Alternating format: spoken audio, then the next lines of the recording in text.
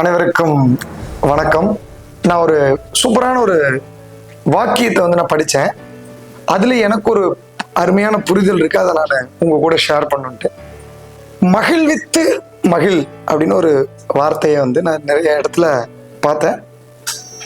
அதுல ஒரு சில இடத்துல இன்னொரு வார்த்தையும் எனக்கு போட்டா இன்னும் நல்லா இருக்கும் அப்படின்னு தோணுச்சு. மகிழ்ந்து மகிழ்வித்து மகிழ் அப்படின்னு சொல்லிட்டு. ஏன் அப்படின்னா, என்கிட்ட ஒரு 500 ரூபாய் பணம் இருக்குன்னா தான் நான் 100 ரூபாயோ அல்லது 500 ரூபாயோ 400 ரூபாயோ கொடுக்க முடியும். என்கிட்ட மகிழ்ச்சி இருந்துச்சுன்னா தான் அந்த மகிழ்ச்சியை கொடுக்க முடியும். என்கிட்ட சாப்பாடு இருந்துச்சுன்னா தான் சாப்பாட்டை கொடுக்க முடியும். எதை என்கிட்ட வச்சிருக்கிறனோ அதைத்தான் நான் கொடுக்க முடியும். அதுல மகிழ்வித்து மகிழ் அப்படிங்கிறதுல மகிழ்ந்து முதல்ல நம்ம மகிழணும். நம்ம ஒரு இந்த மனித பிறவி கிடைச்சதுக்கு, இந்த நம்ம என்ன வேலையில இருக்கோமோ, என்ன பிசினஸ் பண்றோமோ, whatever we are doing it right, அதை நம்ம மகிழ்ந்து அப்புறம் அதை முதல்ல நம்ம மகிழ்ச்சியை உணரணும். அப்பதான் நம்ம மகிழ்ச்சியை கொடுக்கவே முடியும். மற்றவங்களை உயர்த்துறது, மற்றவங்களுக்கு உதவுறது, சேவை செய்யறது, இதெல்லாம் மற்றவங்களுக்கு நம்ம செய்யற மகிழ்ச்சி உருவாக்கும் அன்பான செயல்.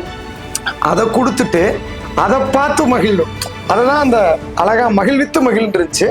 என்னுடைய பார்வையில நான் எப்படி நினைக்கிறேன் அப்படின்னா, மகிழ்ந்து முதல்ல we have to be very happy. நம்ம ரொம்ப மகிழ்ச்சியா இருக்கணும்.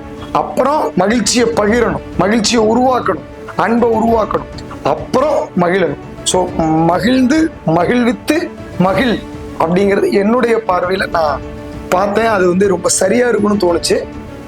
இது உங்களுக்கு ரொம்ப பிடிக்கும் அப்படின்னு நான் நினைக்கிறேன். ஏன்னா எனக்கு அது ரொம்ப பெரிய மாற்றத்தை எனக்கு ஏற்படுத்துச்சு. உங்களுக்கும் ஏற்படுத்தும் அப்படிங்கிற நம்பிக்கையோட இந்த வீடியோவை நான் ஷேர் பண்ணியிருக்கேன். நன்றி, தேங்க்யூ.